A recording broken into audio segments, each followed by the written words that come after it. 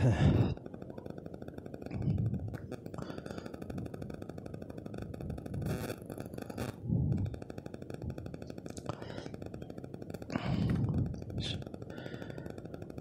لله نحمده ونستعينه ونستغفره ونؤمن به ونتوكل عليه ونعوذ بالله من شرور أنفسنا ومن سيئات أعمالنا من يهده الله فلا مضل له ومن يضلله فلا هادي له ونشهد أن لا إله إلا الله وحده لا شريك له ونشهد أن سيدنا ومولانا محمدًا عبده ورسوله صلى الله تبارك وتعالى عليه وعلى آله وصحبه وسلم تسليمًا كثيرا.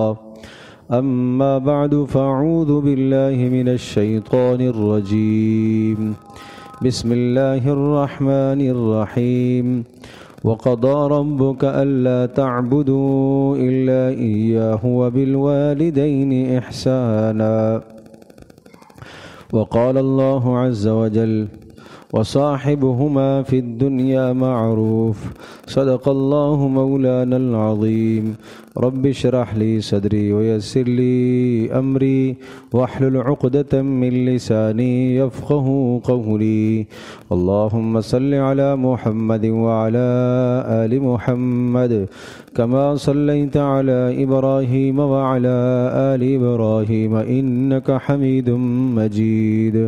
اللهم بارك على محمد وعلى آل محمد كما باركت على إبراهيم وعلى آل إبراهيم إنك حميد مجيد.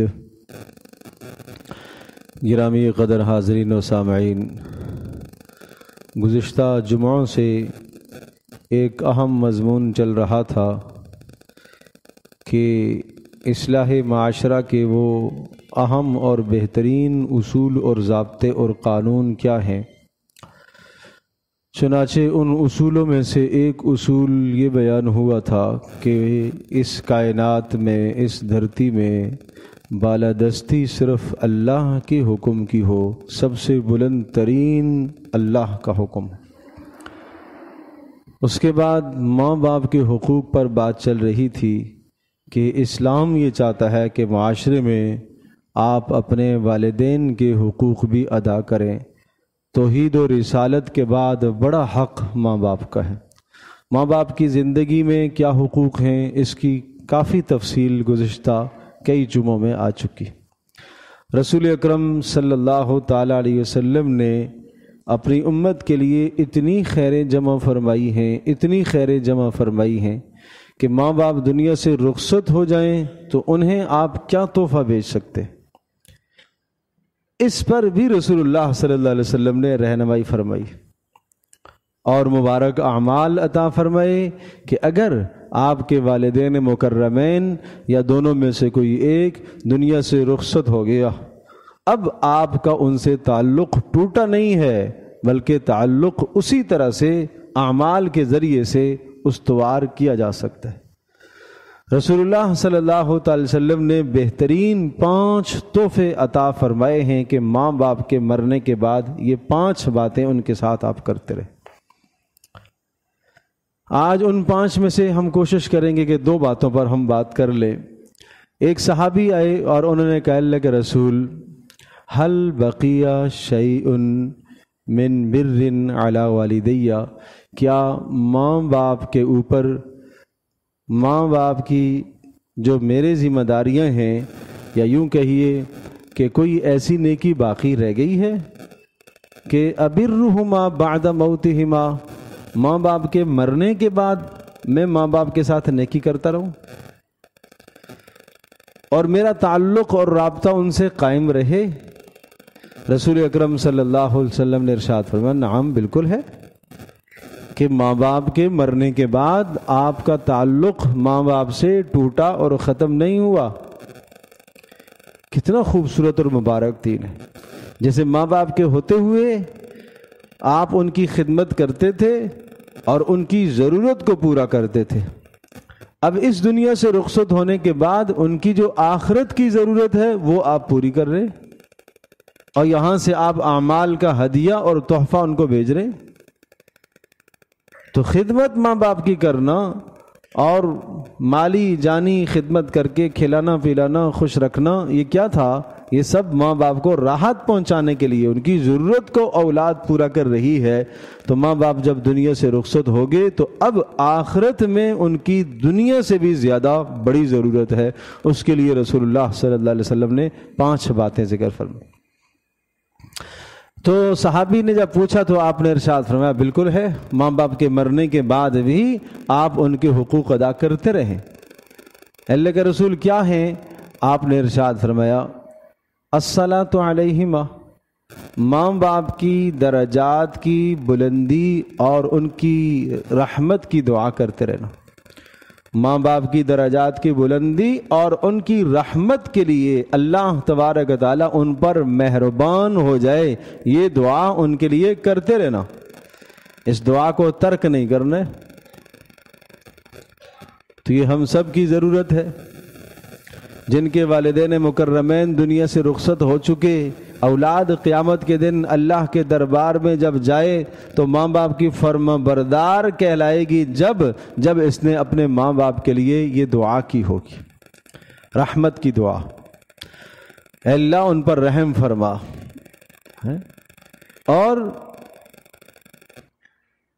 رحم فرمانے میں آپ بہترین دعا ہے رب ارحمہما کما ربیانی صغیرا، یہ سب سے بہترین دعا ہے ماں باپ کے اوپر رحم کی دعا۔ جب آپ اللہ سے مانگیں تو سب سے بہترین دعا یہ ہے، اور یہ وہ مبارک دعا ہے جو اللہ تبارک و تعالیٰ نے رسول اکرم صلی اللہ تعالی وسلم کو سکھائی ہے، حکم دیے۔ تو اس لیے اس دعا کا اہتمام فرمائیں، رب ارحمہما کما ربیانی صغیرا، اے اللہ ان پر رحم فرما، اس لیے کہ انہوں نے بچپن میں میری تربیت کی ہے۔ جب انہوں نے میری تربیت کی ہے، میں تربیت کا محتاج تھا، مال کا محتاج تھا، میری ہر طرح کی ضرورت کو انہوں نے پورا کیا ہے، تو اے اللہ اب آخرت میں وہ چلے گئے، ان کی ضرورت میں تو پوری نہیں کر سکتا، اے اللہ تو ان پر رحم فرما، ان کے درجات کو بلند فرما اور ان کی اخروی ضروریات کو پورا فرما۔ آپ کی ان دعاؤں سے ان کو فائدہ پہنچے گا، یہ آپ کی دعائیں ماں باپ تک پہنچائی جائیں گی۔ دوسری بات آپ نے ارشاد فرمائی والاستغفار لہما، ماں باپ کے لیے بخشش اور مغفرت کی دعا کرتے رہنا، یہ دوسرا حق ہے۔ مرنے کے بعد ان کی بخشش اور مغفرت کی دعا کرتے رہنا، اس پر میں تھوڑی سی تفصیل عرض کرتا ہوں۔ کسی شخص کی بخشش اور مغفرت کے لیے دعا کرتے رہنا، اس کی بہت بڑی فضیلت ہے۔ چاہے جائے کہ ماں باپ کی بخشش اور مغفرت کی آدمی دعا کرے، اگر عام انسان کی بخشش اور مغفرت کی دعا کرتا ہے تو اس پر کیا ملتا ہے سنیے گا۔ رسول اکرم صلی اللہ علیہ وسلم کا ارشاد گرامی ہے من استغفر للمؤمنین والمؤمنات کتب بکل مؤمن ومؤمنۃ حسنۃ، جو آدمی مسلمان مردوں کے لیے اور مسلمان عورتوں کے لیے اللہ سے بخشش اور مغفرت کی دعا مانگتا ہے، اللہ تبارک تعالی ہر مسلمان مرد اور ہر مسلمان عورت کے بدلے میں اس بخشش مانگنے والے کو ایک ایک نیکی عطا کرتا ہے۔ تو دن میں اگر آپ نے 5 نمازوں میں یہ دعا پڑھ لی ربنا اغفر لی ولوالدی وللمؤمنین یوم یقوم الحساب، بے دہانی سے نہیں پڑھا کرو، پڑھتے تو ہیں بے دہانی سے پڑھتے، دھیان جما کر کہ میں کیا مانگ رہا ہوں، ربنا اغفر لی ولوالدی میں پڑھ تو رہا ہوں لیکن میں کیا مانگ رہا ہوں اللہ سے، پتہ تو ہونا چاہیے مانگنے والے کو میں کیا چیز مانگ رہا ہوں۔ یہ کوئی وظیفہ نہیں ہے کہ بس آپ نے یہ پڑھ لیا، نہیں، دعا تو ایک کیفیت کا نام ہے، دعا تو ایک سوال کا نام ہے۔ کوئی آدمی آپ سے کہتا ہے یا کسی بھی حاجت مند سے کہتا ہے، یہ پرچہ بڑا لکھ کے دے دیتا ہے کہ یہ جاؤ اور یہ جا کے بادشاہ کے سامنے پڑھ لو گے تو تمہارا کام بن جائے گا، تو پڑھنے والا آخر سوچے گا تو صحیح بھائی اس میں ہے کیا، کہیں ایسا تو نہیں ہے میں گالی تو نہ دوں بادشاہ کو، مجھے سمجھ میں تو آئے کہ یہ کیا میں کہہ رہا ہوں بادشاہ کو، مجھے اس کا مطلب سمجھاؤ، تو کم از کم مفہوم تو آدمی کو سمجھ میں آئے کہ میں اللہ تبارک و تعالیٰ سے کیا مانگ رہا ہوں۔ ربنا اغفر لی ولوالدی وللمؤمنین یوم یقوم الحساب، اے اللہ میری بھی اور میرے ماں باپ کی اور تمام کے تمام مسلمانوں کی بخشش اور مغفرت فرما۔ جب یہ دعا آپ 5 مرتبہ پڑھیں گے تو ماں باپ کے لیے بخشش کی دعا بھی ہو رہی ہے، اور ساتھ ساتھ ساری دنیا کے مسلمان مردوں اور عورتوں کے لیے بھی دعا ہو رہی ہے، اور ہر مسلمان مرد اور عورت کے بدلے میں آپ کو ایک ایک نیکی مل رہی ہے۔ یہ رسول اکرم صلی اللہ علیہ وسلم کا فرمان مبارک۔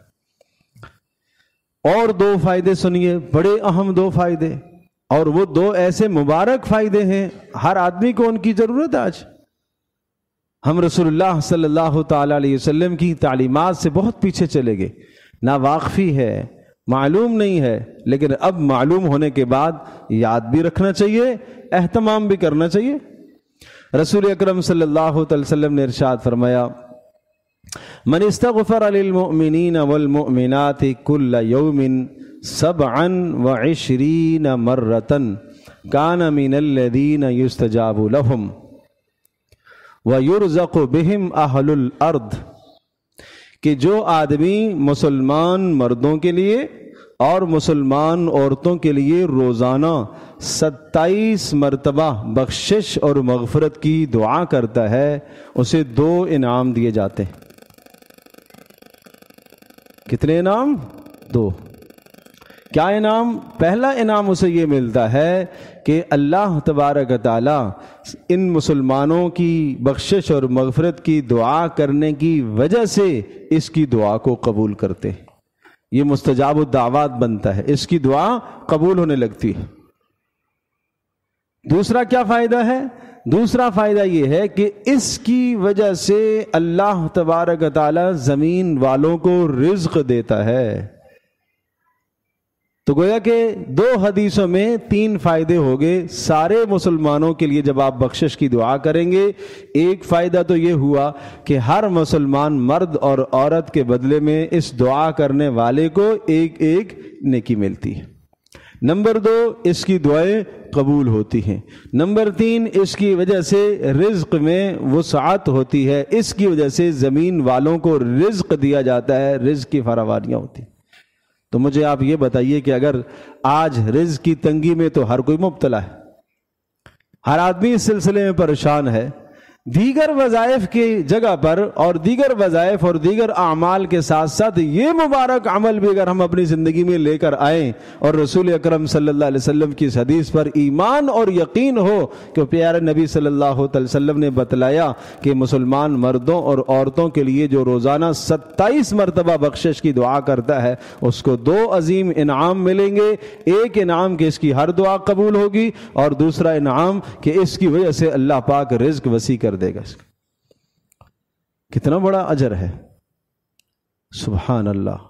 اگر دنیا کا کوئی بھی اجر نہ ملتا تب بھی ہمارے ذمہ لازم ہے کہ ہم رسول اکرم صلی اللہ علیہ وسلم کی اتباع اور پیروی کریں، لیکن پیارے نبی صلی اللہ علیہ وسلم کے بتلائے ہوئے اعمال، اس میں آخرت کے فائدے تو ہیں ہی ہیں، دنیا کے بھی بے شمار فائدے، دنیا میں بھی محرومی نہیں ہے، نقد اللہ تبارک و تعالی فائدہ عطا کرتا ہے۔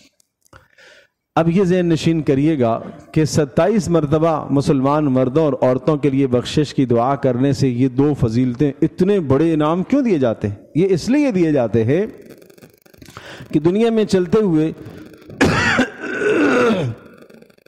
اگر آپ کسی انسان کی حاجت کو پورا کرتے ہیں، ضرورت مند ہے، اس کی آپ نے مالی ضرورت کو پورا کیا، اس کو آپ نے جسمانی ضرورت کو، اس کی ضرورت کو پورا کیا، اسی قسم کی اور بھی کوئی آپ نے اس کی ضرورت کو پورا کیا تو آپ نے بڑا نفع کمایا۔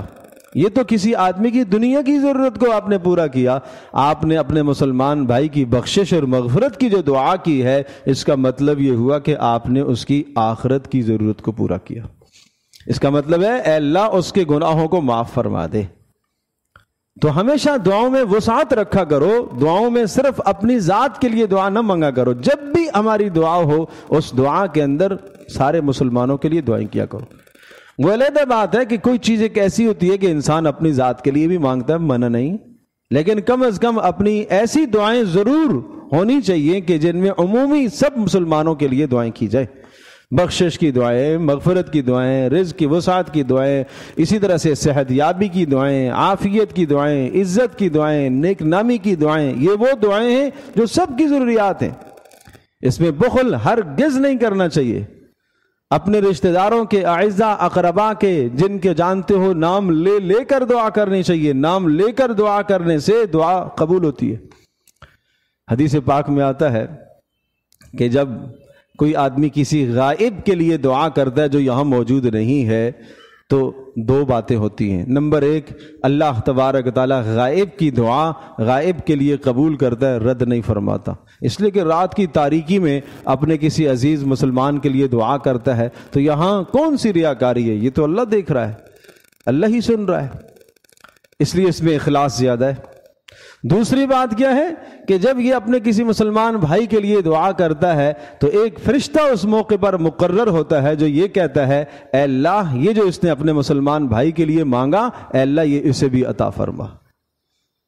تو کتنی بڑی بات ہے، کتنی بڑی بات ہے. رسول اکرم صلی اللہ علیہ وسلم ایسا مبارک دین لے کر آئے.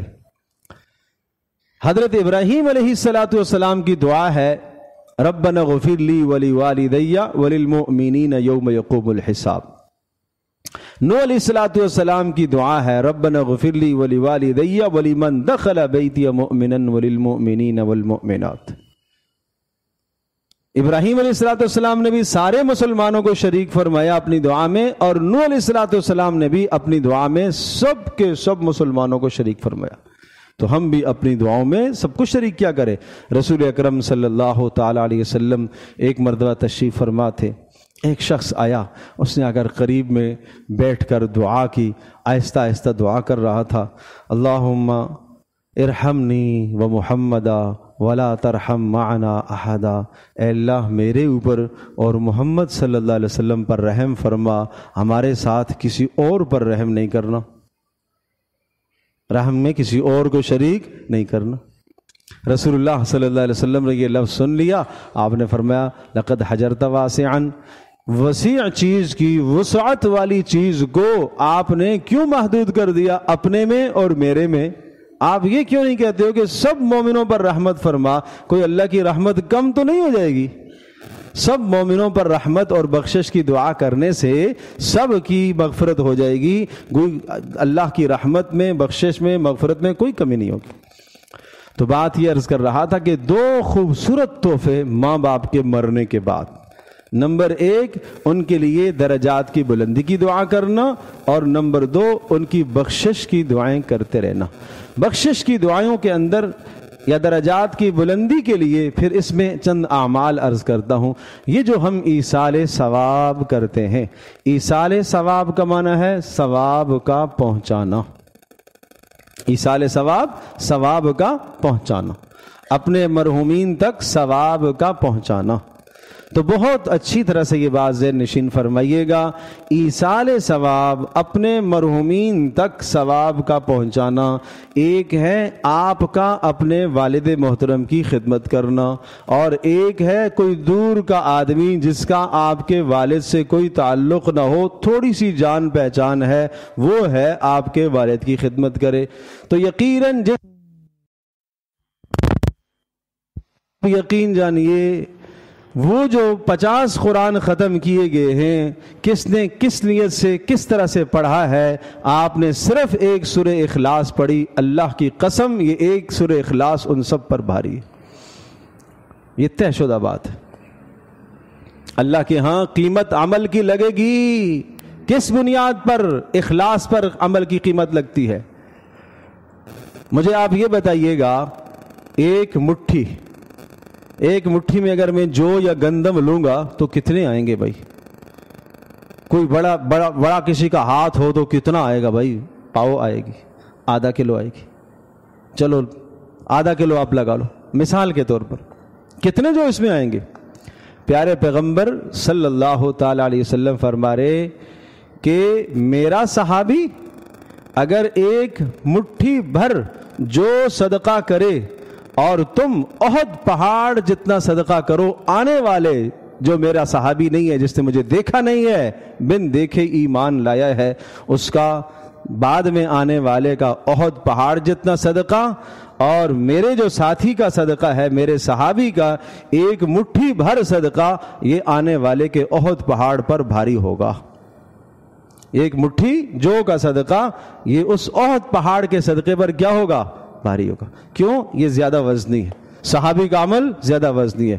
کیوں؟ اس کا یقین ہے، اس کا اخلاص ہے، اللہ کی ذات عالی پر اس کا بھروسہ ہے، محمد رسول اللہ صلی اللہ علیہ وسلم سے اس کی محبت ہے، اس وجہ سے اس کے عمل کی قیمت بن گئی ہے۔ تو میرے عزیز دوستو اور بزرگوں، عمل میں قیمت پیدا ہوتی ہے، طاقت پیدا ہوتی ہے، جان پیدا ہوتی ہے، وزن پیدا ہوتا ہے عمل میں، کس پر؟ اخلاص کی وجہ سے۔ اور جو اخلاص اور جو درد بیٹے کو ہے، بیٹی کو ہے، بیوی کو ہے، وہ کسی دوسرے کو نہیں ہو سکتا۔ یہ فطرت ہے، نہیں ہو سکتا۔ آپ جانتے ہیں کہ کیوں جنازہ پڑھانے کا حکم ہے؟ کون جنازہ پڑھائے؟ وارث پڑھائے۔ پہلا حق ہے، بڑا حق ہے، وارث جنازہ پڑھائے۔ اگر پڑھا سکتا ہے تو وارث جنازہ پڑھائے۔ کیوں؟ جب وہ یوں پڑھے گا اللہم اغفر لحینا، تو اس کا درد ہوگا، اے اللہ ہمارے زندوں کی، ہمارے مردوں کی، ہمارے عزیز کی بخشش کر دے۔ وہ چاہے گا بخشش کا ہو جانا، وہ جو دل سے پڑے گا، اندر سے جو دعا نکلے گی وہ اثر رکھے گی اور وہ سیدھی اللہ کے عرش کے پاس پہنچے گی، جس کے دعا اور اللہ پاک کے پاس پہنچنے کے بیچ میں کوئی حائل واقع نہیں ہوگا۔ اور ایک عام آدمی جنازہ پڑھائے گا، وہ درد کہاں سے لائے؟ وہ درد کہاں سے لائے؟ جو بیٹے کو باپ کے مرنے کا درد ہے وہ دوسرا آدمی کہاں سے لائے؟ یہ تو فطرت ہے۔ بات وہی ہے کہ بیمار جو ہے دوا وہی کھائے گا، دوسرا آدمی تو دوا نہیں کھائے گا۔ تو اس لیے میرے عزیز دوستو اور بزرگوں، ایصال ثواب کا مطلب ہے ثواب کا پہنچانا۔ اس کا سب سے افضل ثواب کس چیز سے پہنچے گا؟ قرآن کے پڑھنے سے ثواب پہنچتا ہے۔ اور کس سے پہنچے گا؟ اسی طرح سے صدقہ کرنے سے ثواب پہنچتا ہے۔ اسی طرح سے نماز نفلی، فرض نہیں، نفلی نماز پڑھنے سے، نفل نماز ادا کرنے سے ثواب پہنچتا ہے۔ حج کرنے سے ثواب پہنچتا ہے، عمرے سے ثواب پہنچتا ہے۔ یہ سب اعمال ایصال ثواب کے ہیں۔ ہم صرف قرآن خوانی کر کے ہم سمجھتے ہیں کہ حق ادا ہو گیا، ایسا نہیں۔ یہ سب کے سب اعمال جو میں نے گنوائے ہیں، یہ سب کے سب اعمال ایصال ثواب کے ہیں۔ اب ایک روایت سناتا ہوں۔ سعد بن عبادہ رضی اللہ تعالی عنہ، انہوں نے کہا اللہ کے رسول، میری ماں کا انتقال ہو گیا، تو کیا میں اپنی والدہ کے لیے صدقہ کوئی کروں تو پہنچے گا؟ جی بالکل پہنچے گا۔ انہوں نے پوچھا اللہ کے رسول سب سے افضل صدقہ مجھے بتائیے، کون سا صدقہ ہے میں اپنی والدہ کے لیے کروں تو انہیں پہنچے گا؟ رسول اللہ صلی اللہ علیہ وسلم نے ارشاد فرمایا سب سے افضل صدقہ جو ماں کو پہنچے گا وہ پانی ہے۔ وہ کیا ہے؟ پانی۔ سعد بن عبادہ رضی اللہ تعالی عنہ نے ایک کنواں کھدوا دیا، اپنے ماں کے ایصال ثواب کے لیے ایک کنواں کھدوا دیا کہ یہ میری ماں کے لیے ایصال ثواب ہے۔ یوں ایصال ثواب صحابہ کیا کرتے تھے، نبی علیہ الصلوۃ والسلام سے پوچھ کے کیا کرتے تھے۔ معلوم یہ ہوا کہ وہ عمل جو ایک عرصے تک جاری رہے اور جس سے لوگوں کو خیر پہنچتی رہے، لوگوں کو نفع پہنچتا رہے، وہ ہے اصل ایصال ثواب۔ وہ تا دیر ہے، دیر پا ہے، جب تک لوگ اس سے پانی پیتے رہیں گے، حاصل کرتے رہیں گے، ماں کو ثواب پہنچتا رہے گا۔ اسی طرح سے کسی نے کوئی مسجد بنوا لی، یہ تا زندگی ہے۔ کسی نے کوئی مدرسے کی تعمیر کر دی، یہ تا زندگی ہے۔ کوئی اسی طرح سے کسی نے نہر کھدوا دی، کوئی کنواں کھدوا دیا، کوئی جناب ہینڈ پمپ لگا دیا، کوئی بھی ایسا ذریعہ کیا جس کے ذریعے سے لوگوں کو خیر پہنچے، فائدہ پہنچے، اور اس میں وہ نیت کر رہا یا اللہ اس کا ثواب میری ماں کے نامہ اعمال تک پہنچا تو وہ ثواب پہنچے گا، اور یہ ہو اللہ کی رضا کے لیے، یہ ہو اللہ کی رضا کے لیے، اور یہ ہو سنت کے مطابق۔ یہ دو شرطیں ہوں گی تو عمل قبول ہوگا، ورنہ نہیں قبول ہوگا۔ رضا اللہ کی، طریقہ رسول اللہ صلی اللہ علیہ وسلم کا، یہ دونوں چیزیں ہوں گی تو عمل پہنچے گا، ورنہ نہیں پہنچے گا۔ اس کے بغیر آپ کرتے رہیں، نمود و نمائش کے لیے ایک آدمی کر رہا ہے تاکہ پتہ چلے واقعتاً اس نے باپ کے مرنے کے بعد اس کو بڑا درد ہے، اس نے جناب اتنی دیگیں پکا کے کھلا دیں، سب کو جمع کیا کھلا دیں۔ اللہ کے بندو، اخلاص جو نیت دل کے اندر ہوگی اس پر عمل قبول ہوگا۔ اور ایسے صدقات پوشیدہ کر کے دیا کرو، چھپ کے دیا کرو۔ زکوٰۃ کے مال میں علی الاعلان حکم ہے، سب کے سامنے دو تاکہ سب کو ترغیب ہو۔ صدقات میں یہ نفلی صدقات کہلاتے ہیں، ان صدقات نافلہ کے اندر مخفی رکھو، امر کو پوشیدہ رکھو، اس پر زیادہ ثواب ہے۔ تو یہ بہت بڑے اجر بتلائے ہیں رسول اللہ صلی اللہ تعالی علیہ وسلم نے ماں باپ کے مرنے کے بعد کہ ان کے لیے آدمی صدقہ جاریہ کے طور پر یہ اعمال کرے، یہ سب ایصال ثواب ہے۔ اسی طرح سے ماں باپ کی قبر پر جانا، گاہے بگاہے جاتے رہنا چاہیے۔ سال ہاں سال ہو جاتے ہیں ماں باپ کی قبر پر نہیں جاتا۔ ایک روایت میں بہت زیادہ تاکید آئی ہے، جمعے کے دن ماں باپ کی قبر کی زیارت کرنے کی تاکید ہے۔ سورہ یاسین وہاں جا کر پڑھنے کی تاکید ہے، سورہ یاسین پڑھنے کی تاکید ہے۔ اسی طرح سے اور جو صورتیں آپ کو یاد ہیں، جو قرآن کا حصہ آپ کو یاد ہے، وہاں جا کر کھڑے ہو کر پڑھ کر آپ ایصال ثواب کر کے دعا کر کے آپ آ جائیں، اور یہ جاتے رہنا چاہیے۔ ویسے بھی قبرستان کے اندر جانا، قبروں کی زیارت کرنے کا کیا فائدہ بتلایا؟ آپ علیہ الصلوۃ والسلام نے ارشاد فرمایا، ایسا کرنے سے دنیا کی بے رغبتی تمہارے دل میں پیدا ہوگی اور تمہیں آخرت یاد آئے گی، اور تم وہاں جا کے جو استغفار کرو گے، اللہ تبارک و تعالیٰ اس استغفار کی برکت سے ان مردوں کی بخشش کرے گا۔ خود پیارے پیغمبر صلی اللہ تعالی علیہ وسلم بقیع میں تشریف لے جایا کرتے تھے، اپنے اصحاب کے لیے آپ استغفار کرنے کے لیے، بخشش اور رحمت اور مغفرت کی دعا کرنے کے لیے تشریف لے جایا کرتے تھے۔ اور رسول اللہ صلی اللہ تعالی علیہ وسلم کی زندگی کا وہ ایک آخر کا عمل ہے کہ پیارے نبی صلی اللہ تعالی علیہ وسلم رات کو تشریف لے گئے تھے، وہاں سے واپسی پر حضرت صلی اللہ تعالی وسلم کی بیماری شروع ہو گئی تھی۔ بدھ کا دن تھا، پیارے نبی صلی اللہ تعالی علیہ وسلم واپس آ رہے تھے تو راستے میں آپ علیہ السلام کو تکلیف شروع ہو گئی، بخار شروع ہوا، سر میں درد ہونا شروع ہوا، اور پھر یہی حضرت صلی اللہ تعالی علیہ وسلم کی مرض وفات تھی۔ تو کہنے کا مقصد یہ ہے کہ پیارے نبی صلی اللہ علیہ وسلم کا یہ عمل ہے، لیکن میں پھر عرض کروں گا کہ یہ عمل عند اللہ قبول ہوگا، سنت کے مطابق آپ کریں گے تو قبول ہے، سنت سے ہٹ کر ہوگا اللہ کے یہاں قبول نہیں ہے۔ تو میں نے عرض کیا کہ ایک صحابی نے پوچھا، اے اللہ کے رسول، کیا ماں باپ کے مرنے کے بعد بھی ان کا کوئی حق ہے جو میں حق ادا کروں تو ان کو پہنچے گا؟ کوئی نیکی ہے کہ ان کے لیے میں کرتا رہوں؟ رسول اللہ صلی اللہ علیہ وسلم نے ارشاد فرمایا، ہاں 5 کام ماں باپ کے مرنے کے بعد بھی کرنے کے۔